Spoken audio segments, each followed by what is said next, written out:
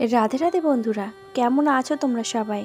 আশা করছি তোমরা সবাই খুব ভালো আছো, আমিও ভালো আছি। তুই সিম্পল হাউসওয়াইফ জয়শ্রীর নতুন আরেকটি ব্লগে তোমাদের সকলকে স্বাগত জানাই।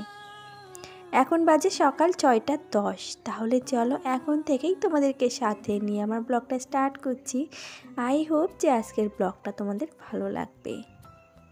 আর আজ যেহেতু বৃহস্পতিবার, ওই জন্য সকাল সকাল উঠে দেখো এই যে এক বালতি গোলা গুলিয়ে নিয়েছি। তো এখন এটা দিয়ে ভাবছি সামনের উঠোনটাকে একটু লেপে নেব। উঠানের যা পরিস্থিতি হয়েছে দেখতেই পাচ্ছ, সামনে এই যে মাটির চলটা উঠে যাচ্ছে, এত বাজে লাগছে কি বলবো। তো অনেক কষ্ট করে ঝাঁটা দিয়ে থাপিয়ে মোটামুটি মাটিটাকে ঢেকে দিয়েছি। তবে জানি না কতক্ষণ এটা ঢাকা চাপা থাকবে। যেই না আবার রৌদ্র তাপ উঠবে তখন তো আবার যে নাইকে সেই হয়ে যাবে। কেননা এখন তো প্রচুর পরিমাণে টান পড়েছে। এখন মাটি বলো গাছপালা যেখানে যেদিকে যাই দাও না কেন, টানেতে কিন্তু শুকিয়ে যাবে। মানুষের স্কিনটায় এখন এমন পরিমাণে টান হচ্ছে, তো কি বলবো, শীতকালে যতটা টান না পড়ে এই যে বসন্তের আবহাওয়ায় সেটা কিন্তু একেবারে পরিপূর্ণভাবে বোঝা যায়। আর এদিকে দেখতেই পাচ্ছ উঠানটার কি অবস্থা হয়ে আছে। বিশেষ করে এই ঠাকুর ঘরের সামনেটা, এই জায়গাটা আরও বেশি করে নোংরা হয়, কেননা এই সোজাটাই তো গাছের ঝোপালোটা বেশি, ওই জন্য কিন্তু ওই সোজাটা অনেকটা পরিমাণে নোংরা হয়। তো যাই হোক, সব নোংরাটা এক জায়গায় করে নিয়ে টেনে পরিষ্কার করে উঠানটাকে এখন এই যে বাসি দুয়োটাতে জল ঢেলে দিয়ে এখন একটু ঝাঁটা দিয়ে ঝাড় দিয়ে দেবো। তবে অল্প করে জল ঢেলেছি যাতে করে এদিক ওদিক বেশি করে গড়িয়ে না যায়, যেহেতু উঠোনটা এইমাত্র লেপেছি। এখন যদি জল গড়িয়ে যায় তাহলে গোবর গোলাটাই নষ্ট হয়ে যাবে। আর ওই যে জল ঝাঁটা দিয়ে ঝাড় দিয়ে তারপরে এক হাতে চলে আসলাম উনানটাকে একেবারে পরিষ্কার করে নিতে। গতকাল তো রান্না হয়েছিল, তবে এখন যদি বাসি উনানটা ফেলে রাখি তাহলে ভালো লাগে না। আমার মনে হয় যে জিনিসটা আমি পরে করব, যে জিনিসটার আমার পরে প্রয়োজন, তবুও কিন্তু সেই জিনিসটা সময় করে গুছিয়ে সুন্দর করে রাখা উচিত। কেননা কখনো কোনো জিনিসই কিন্তু ফেলনা নয়। সেই জিনিসটার কখন যে তোমার কিভাবে প্রয়োজন পড়বে সে কিন্তু একমাত্র ঈশ্বরই জানে। এই যে উনানটাকে আমি লেপে পুছে আগে রেখে দিয়েছিলাম, গতকাল যেমন আমার হট করে দরকার পড়েছে, আর যদি তখন আমার এরকম অবস্থা থাকতো, লেপা পোছা পরিষ্কার না থাকতো, তাহলে কি হতো, আমার কিন্তু দ্বিগুণ পরিশ্রম করতে হতো। তো আমরা প্রত্যেকটা হাউসওয়াইফ যদি একটু বুদ্ধি খাটিয়ে নিজের সংসারের কাজগুলো সময় মতো করে এগিয়ে রাখি, তাহলে কিন্তু আমাদের ওই যে পরিশ্রমটা একটু কমে যায়। আর এই যে গতকাল জামা কাপড়গুলো মেলতে একটু বেলা হয়ে গেছিলো, ধুয়ে গেছে। তো এই যে জামা প্যান্টের বর্ডারগুলো দেখছি হালকা হালকা ভিজে আছে, তো ওইগুলোকে রোদ্দুরে মেলে দিয়ে আসলাম। আর এখন এই যে এক গ্লাস জল খেয়ে নিচ্ছি, তারপরে করব ব্রাশ। আমার জানো তো ব্রাশ করার পরে জল খেতে একটুও ভালো লাগে না, তবে মুখটা তো ধোয়া থাকে, তার জন্য এক গ্লাস জল খেয়ে নিয়েছি। তো এবারে আমি ধীরে সুস্থে ব্রাশ করবে। দেখবে ব্রাশ করার পরে জল খেতে গেলে কেমন দাঁত শিরশির করে, কেমন একটা বাজে মতন একটা লাগে। ওই জন্য আমি ব্রাশ করার আগে সবসময় কিন্তু জলটা খেয়ে নিই। আর যেহেতু কাজ করে অনেকটা কষ্ট হয়ে গেছে, তো সেখানে বলতে গেলে ক্লান্তির নিঃশ্বাস হলো এক গ্লাস জল। তো এই জলটাই কিন্তু আমাকে অনেকটা এনার্জি দেবে পরবর্তী কাজের জন্য। আজ নয় কাল হোক, কেটে যাবে অন্ধকার, তুমি অভিমানী হেঁটে যাবে জানি। আর এদিকে কিন্তু আমার 2-3টি ঘরই একেবারে ভালোভাবে মোছা হয়ে গেছে। এখন এই যে বারান্দাটা মুছে রান্নাঘরটাকে মুছে ফেললে মোটামুটি কাজ হয়ে যায়। আর জানো তো চা খাওয়ার জন্য মনটা কেমন হচ্ছিল, তবে মনকে সান্ত্বনা দিয়ে রেখে দিয়েছি, যখন গ্যাস আসবে তখন চা বানিয়ে খাবি, তার আগে কিন্তু চা বানিয়ে খেতে পারবি না। কেননা ওই যে কাঠের উনানে গিয়ে আবার কড়াই বসিয়ে জাল ধরিয়ে এক কাপ চা বানাতে যে কত সময় লাগবে, তার থেকে বরং মনকে সান্ত্বনা দিয়ে বসে থাকি। আর এদিকে বাবুদেরকে স্নান করতে বললাম, ওরা স্নান করতে গেছে। তো এদিকে ওদের খাবারটাও রেডি করছি। আজকে দেখো কোনো রকম চারিদিকের খাবার। এদিকে আমার কাকি শাশুড়ি মা দিয়ে গেছিলো এই যে পায়েস, আর হচ্ছে তোমার এদিকে কুলি পিঠে, আর হচ্ছে কাটা পিঠে, আর বাড়িতে ছিল বোঁদে। এইটা দিয়ে ওদের সকালবেলার আজকে জল খাবার। তারপরে ওরা স্কুলে চলে গেল, আর আমি এসে বসে পড়লাম এই যে বাসন কোসন জাস্ট কটা নিয়ে। আর যে গতকালকের হাঁড়িটা দেখে মনে হচ্ছে কত সুন্দর পরিষ্কার, কিন্তু তলাটা দেখলেই বুঝতে পারবে যে এটা কালকের যে হাঁড়ি ছিল সেটাই। দেখো কতটা কালি পড়েছে, তবে এটা ডলতে কিন্তু বেশ প্রেশার লেগেছে। অনেকটা প্রেশার দিয়ে মাজার পরেই কিন্তু হাঁড়িটা এরকম চকচক পরিষ্কার হয়েছে। এখন বাজে দেখো 10:30, আর জাস্ট এই মাত্র গ্যাস দিয়ে গেল। বাচ্চা দুটোকে ওই যে কোনো রকম খাবার দিয়েছি, তো দেখালাম যে কাকি শাশুড়ি মা দিয়েছিল অল্প একটু পায়েস কালকে রাত্রেবেলা, আর ওই যে পিঠে, কাটা পিঠে আর দুটো পুলি দিয়েছিল। তো ওরা ওই খেয়েছে। আমি বললাম যে বাবা ভাত বসিয়ে দেবো, উনুনটা সকাল সকাল লেপে নিলাম। তো বললো যে ভাত খাবো না, তো কি খাবো, গোলা রুটি খাবো। তো আমি বললাম তাহলে যা ওই ঠামির বাড়ি থেকে একটু গোলা রুটি খেয়ে উনি বানিয়ে দেবে গানি। এখন বলো তো ওই যে বড় বড় কাঠ ধরিয়ে যে আবার রুটি বানাতে যাবো, সে আর হয় না। তো জাস্ট এই মাত্র কাকু এসে গ্যাস দিয়ে গেল, গ্যাসওয়ালা কাকু। তো আর আমার সকালবেলার থেকে তো এত কাজ করেছি, তো এখন এক কাপ চা খাইনি। দাদাভাইকে এবার ফোন করে বলার পরে তাই মনে পড়লো যে ও হ্যাঁ, গ্যাস ফুরিয়ে গেছে। কালকে রাতেবেলা ডিম ভাজা করেছি বাচ্চাদের জন্য, তাও আবার সেই উনুনে গিয়েছি পাটকাঠি দিয়ে জাল ধরিয়ে, তাই সে ডিম ভাজা করেছি। তো ছেলে আবার সেরকমই বলছিল যে তুমি পাটকাঠি দিয়ে বানিয়ে দাও। তো ডিম ভাজা তো যা হোক পাটকাঠি এক মুঠো দিলে হয়ে যাবে, কিন্তু রুটি তো আর এক মুঠো দিলে হয় না। আর আজকে আবার বৃহস্পতিবার, সেক্ষেত্রে আবার এদিকে পূর্ণিমা আছে, তো একটু বাড়িতে পুজো দেবো, সেজন্য ভাবলাম যে না এখনও তো ঝামেলা করে পারবো না। আর ওরা যেতে যেতে এর মধ্যে আমার তো ঘর তো সব মোছা কমপ্লিট হয়ে গেছে। এখন ভাবছি যে স্নান করে 10:30 বেজে গেছে, মানে পূর্ণিমা লাগতে গেছে, স্নান করে পুজোটা দিতে যাব, তারপরে এসে রান্না বান্না। আরও হ্যাঁ পাট শাক নিয়ে এসেছে, তো সেইগুলোকে একটু বেছে তারপরে যাব স্নান করতে। আর ওদিকে সেই বাসনগুলো এখনও আমি ধুইনি, জাস্ট মানে বাসনগুলো মেজে জল দিয়েছি, আর সেই সময়ই গ্যাসটা নিয়ে এসেছে।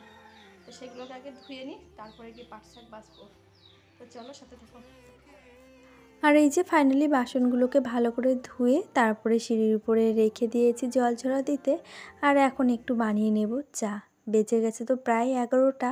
তো এখন একটু চা বানিয়ে আগে না খেতে পারলে মনে হচ্ছে না যে শান্তির নিঃশ্বাস নিতে পারছি। তবে ওই যে আজকে বৃহস্পতিবার, তাতে আবার পূর্ণিমা লেগে আছে, তার জন্য কিন্তু শুধু শুধু এক কাপ চাই খেয়ে নিয়েছি।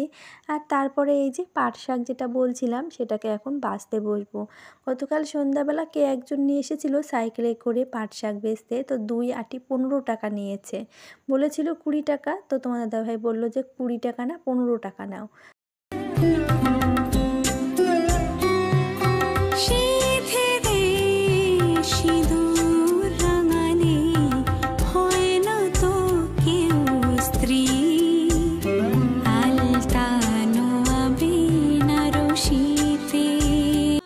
আর আজ যেহেতু বৃহস্পতিবার, সেজন্য তো আমার গুড লাককে একটু পরিষ্কার পরিচ্ছন্ন করে নিতেই হবে। তবে সপ্তাহে 1 থেকে 2 দিন ওকে পরিষ্কার করার ব্যবস্থা রাখি। যে কী বলতো, যে চেয়ার নিয়ে উপরে উঠতে হয় আর পরিষ্কারভাবেই তো ওকে ধরতে হয়, ওই জন্য না সব সময় হয় না। কিছু কিছু সময় এমন হয় যে হুট করে বেরিয়ে চলে আসি পুজো দিতে, তারপরে কি করি জানো তো, পুজো টুজো দিয়ে গিয়ে ওকে আবার পরিষ্কার করি। আর ওকে যত পরিষ্কার পরিচ্ছন্নভাবে রাখতে পারবো, ততই আমার গৃহে শান্তি এবং সমৃদ্ধি সুখ বেড়ে উঠবে মা লক্ষ্মীর কৃপায়। আর এদিকে দেখো আমি তুলসী মন্দিরটাকে ভালো করে লেপে পুছে পরিষ্কার করে তারপরে চলে এলাম ঠাকুরঘরটাকে মুছতে। আর বৃহস্পতিবার হলে একা হাতে এই যে সংসারের বাসি কাজকর্ম সমস্তটা সেরে পুজো করা কিন্তু অনেকটা টাফ হয়ে যায়। অন্যান্য দিনে এক্সট্রা কিছু কাজ থাকে না, বৃহস্পতিবারে আবার কিন্তু এক্সট্রা কাজগুলো বেড়ে যায়। ঘরে সমস্ত কিছু গুছিয়ে তারপরে চলে আসলাম কিন্তু ছাদের উপরে। আর এত রোদ্দুর বাবা! ছাদের উপরে আসার কারণ হলো গাছের ফুলগুলোকে তুলতে হবে। জামা কাপড়গুলো তো একদিনে শুকানো, 2 দিনে একেবারে শুকিয়ে খটখটে হয়ে গেছে। জামা কাপড়গুলো তুলে আগে রেখে আসি। এই যে দড়িতে রাখলাম, এবারে ফুলগুলো তুলে নিই। দেখো আজকে গাছে অনেক ফুল ফুটেছে, আর রোদ্দুরের কি তাপ! তো চলো ফুলগুলো আগে তুলে নিয়ে, দাঁড়ানো যাচ্ছে না এখানে। গোটা শীতটা যখন গেছে তখন কিন্তু গাছপালায় পাতা ছিল, কিন্তু এত সুন্দর ফুল ছিল না। তবে যেই না বসন্ত পড়েছে, এখন প্রত্যেকটা গাছ যে এত অপরূপ সুন্দরভাবে সেজে উঠেছে, যেমন ফুল তেমন পাতায়, দেখলে যেন চোখ দুটো জুড়িয়ে যায়। এমন কোনো দিন হয় না যে কোনো গাছে 1-2 ফুল ফোটেই না। এই দেখো আমার বড়মশাই 1 বস্তা আলু নিয়ে এসেছে, এখন আলুর দাম একটু কম আছে। আর এদিকে ঠাকুর ঘরে তো তুলসীতলা রাখা, ঠাকুর ঘর মোছা, বাসন মাজা সব কমপ্লিট। আর এদিকে যে ফল প্রসাদ নিয়ে এসছে। কমপ্লিট। আর এই যে ছাদ থেকে এই ফুলগুলো আনলাম। এবারে চলো সমস্ত ঠাকুরগুলোকে ভালো করে পরিষ্কার করে মুছে নিই। যেহেতু পূর্ণিমা লেগে আছে, তারপরে আবার বৃহস্পতিবার, তো প্রত্যেকটা ঠাকুরের মূর্তি তো আর এখানে নেই অ্যাভেলেবেল। এখানে আছে অ্যালবাম, তো সেইগুলোকে এখন সুন্দর করে মুছে নিই। যেহেতু প্রত্যেক সপ্তাহে কিন্তু একটি বার করে এই যে ঠাকুরের অ্যালবামগুলোকে কিংবা ঠাকুরের মূর্তি যেগুলো আছে মোটামুটি সেগুলোকে হালকা হাতে একটু মুছে নেওয়ার চেষ্টা করি। তবে সবটা তো আর সব দিন তোমাদের সঙ্গে শেয়ার করা হয় না, তো আজ ভাবলাম একটু এইটুকুই শেয়ার করে ফেলি। গতকাল কিন্তু ঠাকুর ঘরে সমস্ত ঝুল ঝেড়ে পরিষ্কার করে নিয়েছিলাম। তবে মাকড়সা যে এত পরিমাণে হয় যে একদিন ঝুল ঝাড়লেও পরের দিন ঠিক আবার বাসা বানিয়েই নেবে। তো যাই হোক, এদিকে ঠাকুরের যে ফলগুলো এনেছিল সেগুলোকে ভালো করে একবার ধুয়ে নিয়েছি, তারপরে আবারও ধুয়ে নিয়ে কেটে প্রত্যেকটা থালায় সাজিয়ে নিয়েছি। এবারে চলো প্রদীপ আর ধূপকাঠিটাকে ধরিয়ে নিই। আর এই তো প্রদীপ ধূপকাঠি ধরানো হয়ে গেছে। এবার মা লক্ষ্মীর ঘরটাকে সুন্দর করে সাজিয়ে নিয়ে তারপরে ভাবলাম যে গোপুসোনাকে আর মা তারার চরণ দুটোকে একটু ধুইয়ে দিই। গোপুসোনাকে তো স্নান করিয়ে দিলাম আর মা তারার চরণে একটু জল দিয়ে দিলাম। এবারে চলো দুজনকে ভালোভাবে মুছে পরিষ্কার করে নিই। আর এই তো মায়ের চরণ দুটো ভালো করে মুছে নিয়েছি। এবারে একটু আলতা পরিয়ে দিই। তবে চলো এরই সাথে বলে রাখি, আমার আজকের ভিডিওটি তোমাদের কেমন লাগলো একটা লাইক কমেন্ট করে জানাতে ভুলে যেও না। আর নতুন যদি কোনো বন্ধু আজকে আমার ভিডিওটি এই পর্যন্ত দেখে থাকো, ভিডিওটি দেখে ভালো লাগলে চাইলে চ্যানেলটিকে সাবস্ক্রাইব করে পাশে থাকতে পারো। আর পুরনো বন্ধুরা যারা অলরেডি এই কাজটি করে রেখে দিয়েছো তাদেরকে জানাই অসংখ্য ধন্যবাদ আর অনেক ভালোবাসা। আর ওদিকে মা তারার চরণখানি আর গোপালবাবুকে তো দুজনে সাজিয়ে গুজিয়ে রেডি করে রেখে আসলাম। চলো এবারে মা লক্ষ্মীর ঘরটাকে প্রতিস্থাপন করা যাক। আর ঘটের ওই মাটিটাতে আমি 5টা সিঁদুরের ফোঁটা দিয়েছি আর ধান দুব্বো দিয়ে ওই যে মাটিটাকে বরণ করে নিয়েছি। এবারে জোকার দিয়ে বসাবো।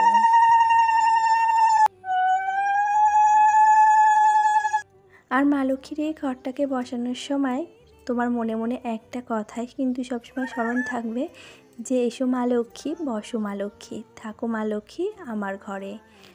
তবে ঘরটা তো দিয়েছো আমাকে, আর শ্রীবৃদ্ধিতে পূর্ণ করার দায়িত্ব রইল তোমার উপরে। আমি আমার কর্ম করে যাব, তবে ফলটা তুমি দিও আমারে। এই যে এই কথা বলে আমি কিন্তু মা লক্ষ্মীর ঘরটাকে স্থাপন করে এখন চলে এলাম একটু সূর্যদেবের উদ্দেশ্যে জল দিতে তুলসী মন্দিরে।